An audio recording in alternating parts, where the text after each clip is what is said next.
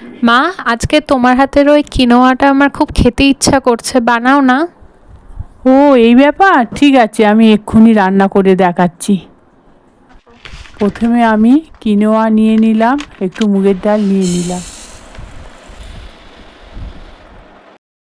প্রথমে শুকনো কড়াইতে মুগের ডাল আর কিনোয়াটা ভালো করে ভেজে নিলাম।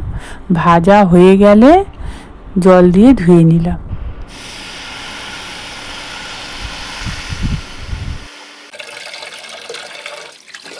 তারপর পরিষ্কার কড়াইতে সাদা তেল নিলাম, তেজপাতা দিলাম, শুকনো লঙ্কা দিলাম, গোটা জিরে দিলাম।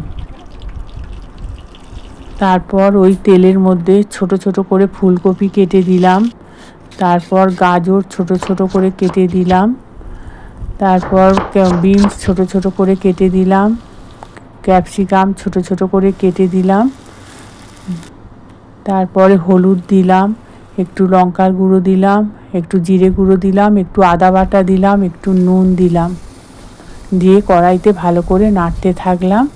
তারপরে কিনোয়া এবং মুগের ডাল যেটা ভাজা ছিল সেইটা দিয়ে ভালো করে নাড়তে থাকলাম। তারপর এবার ভালো করে জল ঢেলে দিয়ে চাপা দিয়ে দিলাম, ফুটতে দিয়ে দিলাম। 10 মিনিট হয়ে গেছে।